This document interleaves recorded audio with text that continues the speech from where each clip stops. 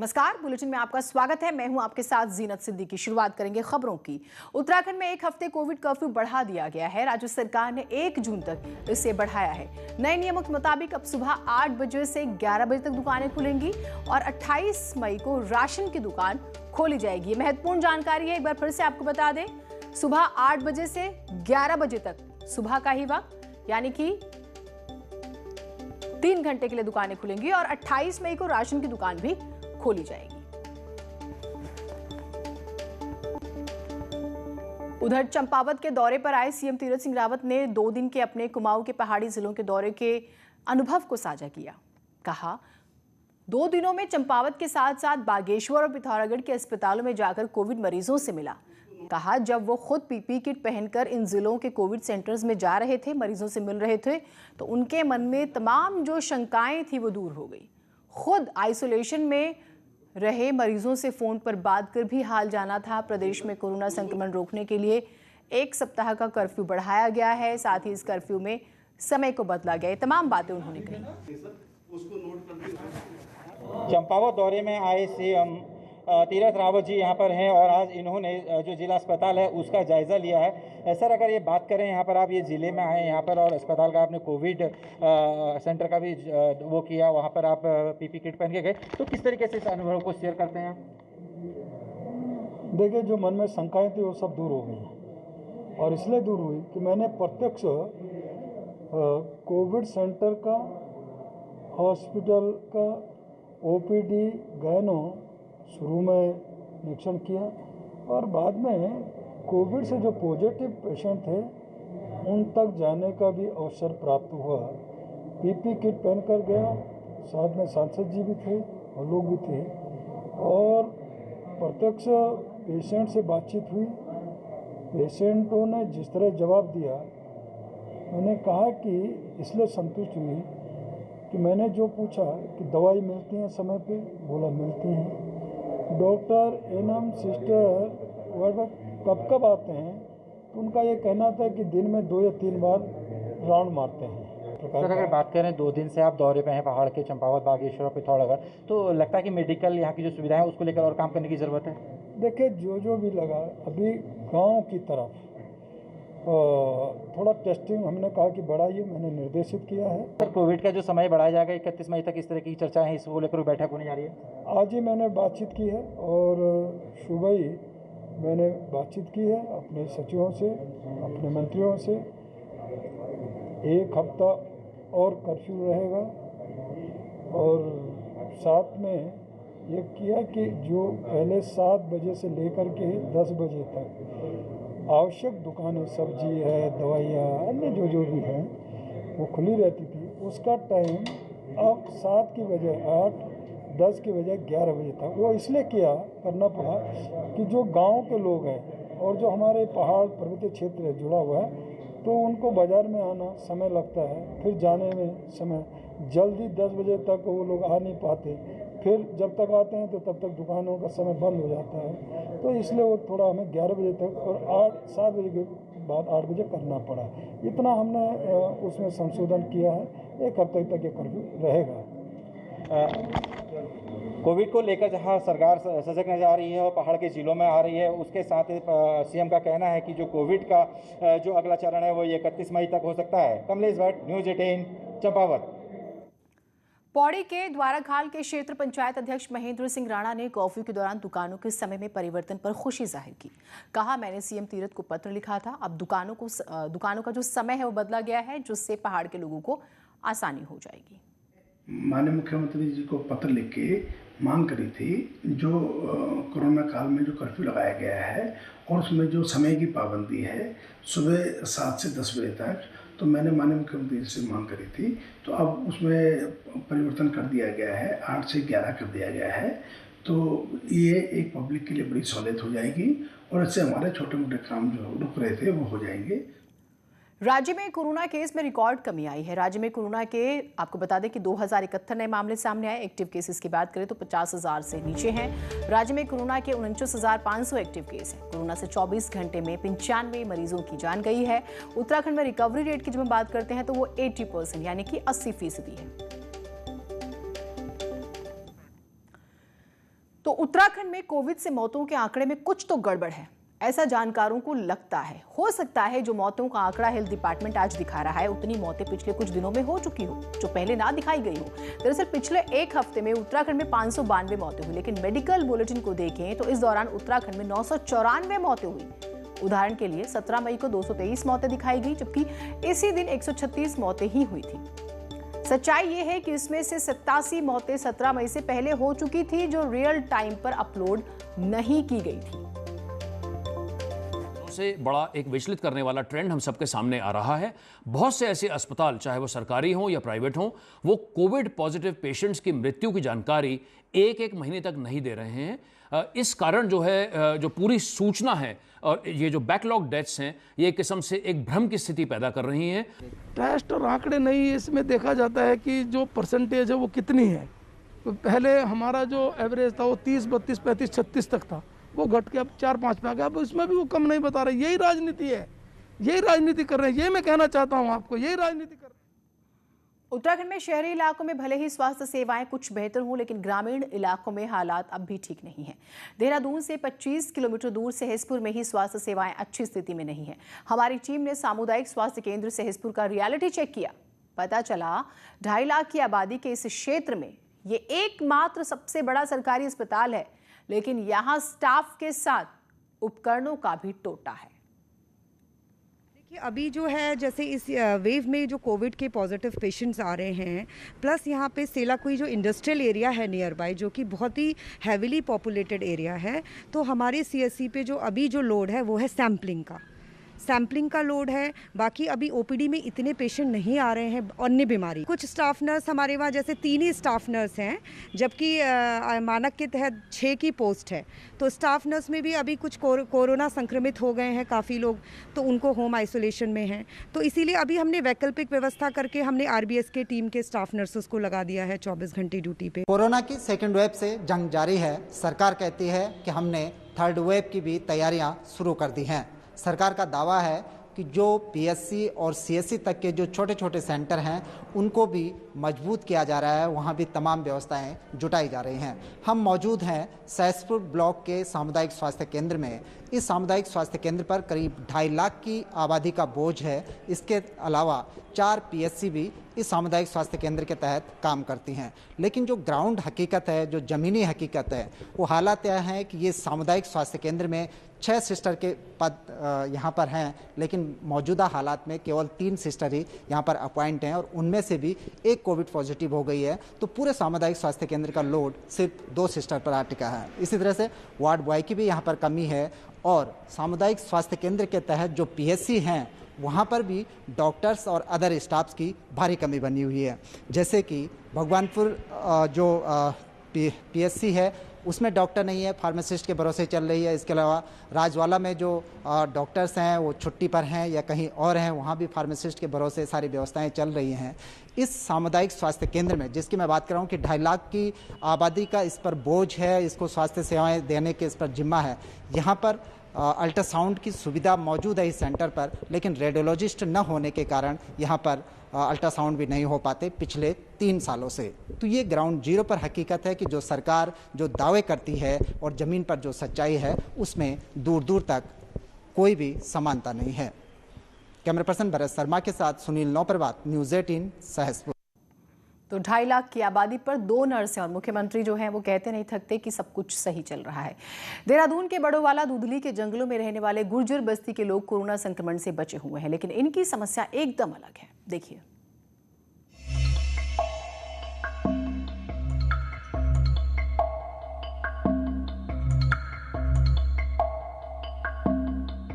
देहरादून से करीब 30 किलोमीटर दूर स्थित बड़ोवाला दूधली के जंगलों में रहने वाले गुज्जर समुदाय के लोग कोरोना से कोसों दूर हैं।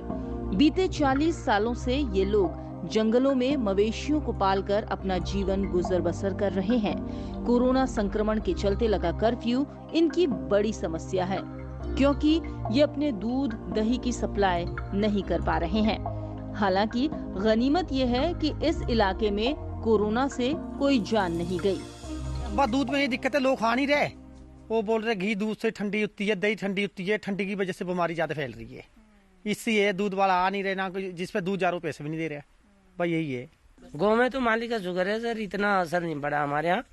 ठीक है, लोग वहाँ मतलब यहाँ गाँव के जो आंगनबाड़ी वाली थी वो आती थी, यहाँ चेक वगैरह करके जाती थी, सब ठीक निकला, ना किसी को जुकाम था ना बुखार था, तो बढ़िया चला। थोड़ी ये लॉकडाउन से हमें थोड़ी अपने ऐसी दिक्कत ये हुई कि भाई बाहर से हमने ला नहीं सकते, जा नहीं सकते, तो इस कारण से तो सब ठीक है। जंगलों में आग लगी, डंगरों कुछ खाने पीने को नहीं, बाहर जा नहीं सकते। हेल्थ एंड वेलनेस सेंटर की डॉक्टर का भी मानना है कि शहर के मुकाबले इस इलाके में कोरोना संक्रमण कम ही रहा। मैम यहाँ पे केसेस हैं बुखार सर्दी खांसी के, लेकिन बहुत ज़्यादा लोड नहीं बढ़ा है। साथ में हमारी टेस्टिंग भी बढ़ाई गई है। जितनी टेस्टिंग हम लोगों ने गांव-गांव में जाके बढ़ाई है, उससे हमारे केसेस को अर्ली डिटेक्शन में बहुत हेल्प मिली है। अगर कोई ऐसा रिपोर्ट होता है तो उसका proper isolation, then kit distribution चल रहा है। साथ में परिवार वालों को जो भी हम लोगों को निर्देश देने होते हैं, दिशा निर्देश की, वो किस तरीके से एक मरीज के साथ रहें। देहरादून से सटे गांव में संक्रमण कम है, ये राहत की खबर है, मगर बीमारी से लोगों की आजीविका पर हुआ प्रभाव शहर हो या गांव, कहीं कम नहीं रहा। कोरोना से जहां देश भर में लोग परेशान हैं, शहरों में जहां लगातार संक्रमित केसेस की संख्या बढ़ रही है, वहीं गांव की अगर हम बात करें, यहां पर कोरोना का उतना असर नहीं दिख रहा है। अब भी गांव में जो गुज्जर लोग रह रहे हैं, उनकी जिंदगी पटरी पर है। बस दिक्कत उनके सामने यही है कि जिस तरीके से उनके दूध की सप्लाई होती थी, वो अब नहीं हो पा रही है। कैमरा पर्सन राकेश रावत के साथ भारती सकलानी, न्यूज़ 18, दूधली गाँव। तो कोरोना महामारी के बीच उत्तराखंड में सियासत भी जारी है। सोमवार को बीजेपी ने सांकेतिक मौन व्रत रखा, तो कांग्रेसियों ने भी प्रदेश कार्यालय में उपवास का आयोजन किया। आखिर क्या जरूरत पड़ गई है इस मौन व्रत और उपवास की?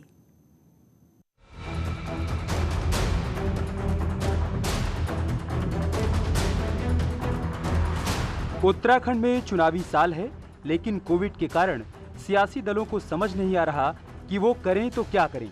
लिहाजा सियासत ही कोरोना पर केंद्रित हो गई है। विपक्षी कांग्रेस ने कोविड के बढ़ते संक्रमण और मौतों को लेकर सरकार पर निशाना साधा। कांग्रेस का कहना है कि सरकार फर्स्ट वेव के बाद हाथ पर हाथ रखकर बैठ गई। इस बीच दूसरी लहर ने तबाही मचा दी। इधर बीजेपी का कहना है कि कांग्रेस कुछ करने के बजाय बेवजह मीन मेख निकालकर भय का माहौल तैयार कर रही है। लिहाजा कांग्रेस को सद्बुद्धि आए, बीजेपी ने सांकेतिक रूप से मौन व्रत भी रखा। तो इधर कांग्रेसियों ने भी सरकार की सद्बुद्धि के लिए उपवास का आयोजन किया। ऐसी लड़ाई में राजनीति करने को स्थान नहीं होना चाहिए। आप राजनीति कर लेना, आप आरोप प्रत्यारोप लगा लेना। जब कोरोना हार जाएगा, आप जो करना है वो कर लेना। आपको कोई रोकने वाला नहीं है, आपको कोई कहने वाला नहीं है। आप पूरी राजनीति करना। कांग्रेस ने आज उपवास किया इस बात को लेकर के कि कोरोना की महामारी में सरकार को जो व्यवस्थाएं करनी चाहिए थी, वो व्यवस्थाएं नदारद है। यदि सरकार बार बार फेल हो रही हो, सरकार अपना कर्तव्य पूरा नहीं कर पा रही हो, कहीं सरकार के कदम गलत उठ रहे हों, तो उसके खिलाफ आप आवाज उठाइए। कोरोना महामारी से जूझ रही पब्लिक इसे सियासी दलों की नौटंकी करार दे रही है। लोगों का कहना है कि महामारी में भी सियासत हो रही है। इसके लिए अब भगवान से ही प्रार्थना की जा सकती है कि दोनों ही दलों को सद्बुद्धि मिले। अब ये लोग कोरोना पे भी राजनीति करने पे लगे हुए हैं। अगर यही चलता रहा तो जनता को कौन देखेगा? अब जनता के प्रतिनिधि बैठ गए मौन व्रत पे, कोई सत्याग्रह में बैठ गए हैं, तो जनता किसके पास जाएगी? अब भगवान से ही हम वो करते हैं कि अब इन दोनों को सद्बुद्धि दे। क्या इस महामारी में कुछ इस तरह का राजनीति करने का समय है? यह मानव जाति की सेवा करने का समय है। इस समय आम इंसान को बचाना प्राथमिकता होनी चाहिए सरकार की, विपक्ष की। उत्तराखंड में 3.25 लाख लोग अब तक कोविड से संक्रमित हो चुके हैं। 5,000 से अधिक लोग अपनी जान गंवा चुके हैं। 54,000 से अधिक लोग अभी भी इस बीमारी से जूझ रहे हैं। लेकिन सियासतदानों को सिर्फ सियासत की ही चिंता है। न्यूज़ 18 के लिए देहरादून से सुनील नवप्रभात की रिपोर्ट। योग गुरु स्वामी रामदेव ने इंडियन मेडिकल एसोसिएशन और फार्मा कंपनियों से सीधे 25 सवाल पूछकर नया विवाद खड़ा कर दिया। उन्होंने कई बीमारियों के संबंध में स्थायी इलाज पूछा है। इससे पहले रामदेव ने डॉक्टर्स पर दिए अपने बयान पर माफी मांगी थी, लेकिन फिर बीमारियों पर पूछे गए 25 सवालों से नया विवाद हो सकता है, ये साफ तौर पर कहा जा रहा है। तो विवाद थमता हुआ नहीं दिख रहा। योग गुरु बाबा रामदेव ने डॉक्टर्स पर दिए अपने बयान पर माफी मांग ली। स्वास्थ्य मंत्री डॉक्टर हर्षवर्धन ने बाबा रामदेव को कल एक पत्र लिखा था, अपना बयान वापस लेने को कहा था। उन्होंने बयान वापस भी लिया, लेकिन फिर एक चिट्ठी लिख दी। योग गुरु बाबा रामदेव ने डॉक्टर्स पर दिए अपने बयान पर माफी मांगी है। स्वास्थ्य मंत्री डॉक्टर हर्षवर्धन ने बाबा रामदेव को पत्र लिखकर अपना बयान वापस लेने को कहा था, जिसके बाद बाबा रामदेव ने बयान वापस ले लिया था। योग गुरु रामदेव के बयान पर सोशल मीडिया के साथ साथ पॉलिटिकल एरिना में भी हलचल है।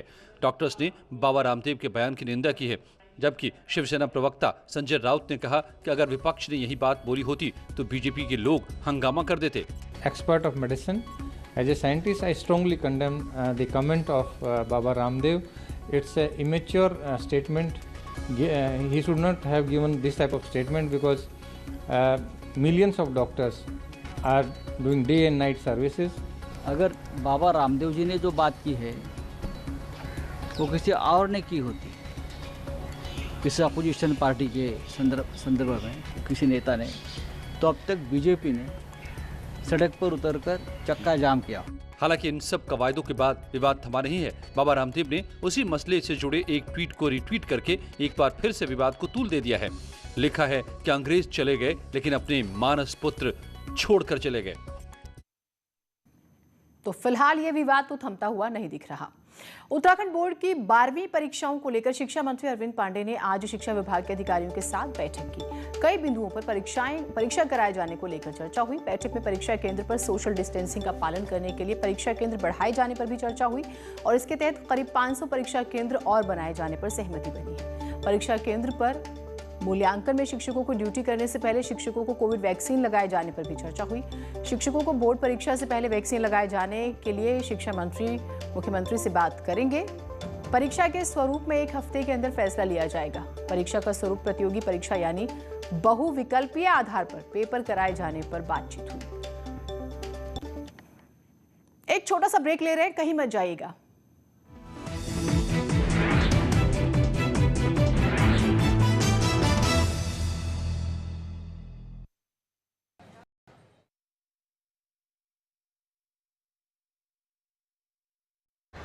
एक्सक्यूज मी मैडम, ये बिंदी आप अपने गाल में चिपका सकते हैं क्या?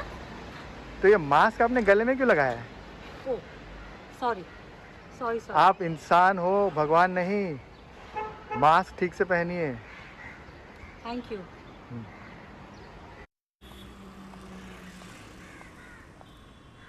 हेलो भाई साहब, नमस्ते। नमस्ते मैम। कैसे हो? ठीक ठाक है। आपका ये टाई आप सर पे बांध सकते हो? क्यों मैम? क्योंकि आपका मास्क तो आप ठीक से नहीं पहने। Sorry ma'am. देखिए, आप इंसान हैं, भगवान नहीं। मास्क ठीक से पहनिए प्लीज।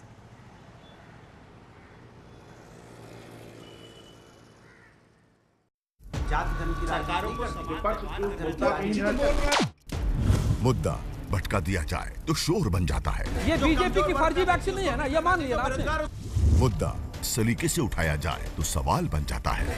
पहले टीके को लेकर के डाउट पैदा किया, कहा कि पीएम लगवाओ, अब वो लगवा रहे हैं तो फिर उस पर सवाल उठा रहे हो। ये कैसी राजनीति कर रहे हो? सबसे बड़े सवाल, सबसे बड़ी बहस, महाबहस देखिए सिर्फ न्यूज़ 18 उत्तर प्रदेश उत्तराखंड पर।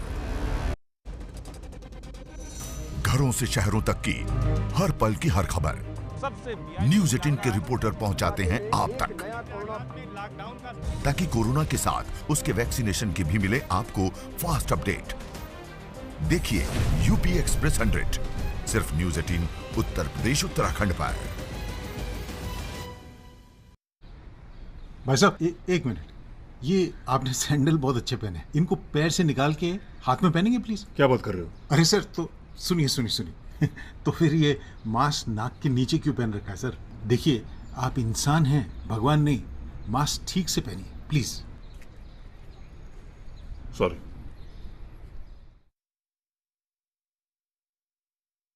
Excuse me madam. क्या? आपकी चूड़ियां बहुत अच्छी हैं, इनको आप हाथ की जगह कान से लटकाएंगी? क्यों? तो फिर ये मास्क को गले पे क्यों लटका रखा है? ओ सॉरी। देखिए, आप इंसान हैं, भगवान नहीं। मास्क ठीक से पहनिए please. Thank you sir.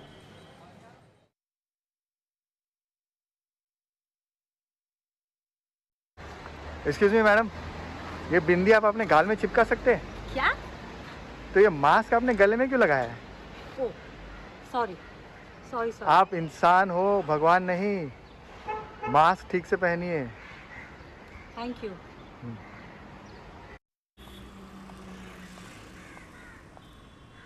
Hello भाई साहब, नमस्ते। नमस्ते मैम। कैसे हो? ठीक ठाक है मैम। आपका ये टाई आप सर पे बांध सकते हो? क्यों मैम? क्योंकि आपका मास्क तो आप ठीक से नहीं पहने। Sorry ma'am. देखिए, आप इंसान हैं, भगवान नहीं। मास्क ठीक से पहनिए प्लीज।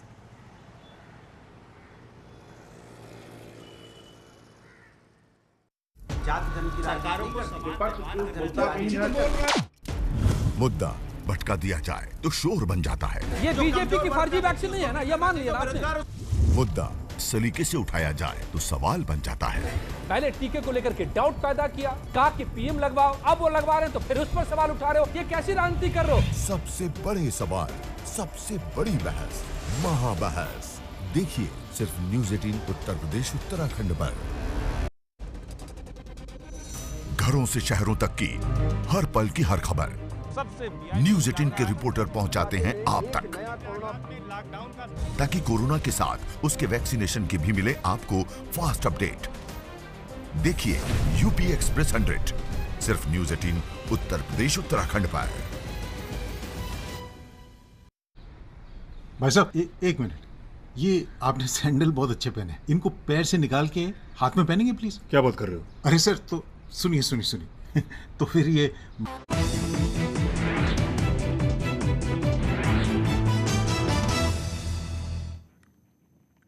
1100 करोड़ की लागत से पिथौरागढ़ टनकपुर हाईवे को ऑल वेदर रोड में तब्दील किया गया, लेकिन बीते दिनों हुई बारिश ने इस हाईवे की पोल खोल कर रख दी। हालात तो ये रहे हैं कि 150 किलोमीटर का ये हाईवे 4 दिनों तक जगह जगह भारी लैंडस्लाइड की वजह से बंद रहा। एक छोटा सा ब्रेक ले रहे हैं, कहीं मत जाइएगा।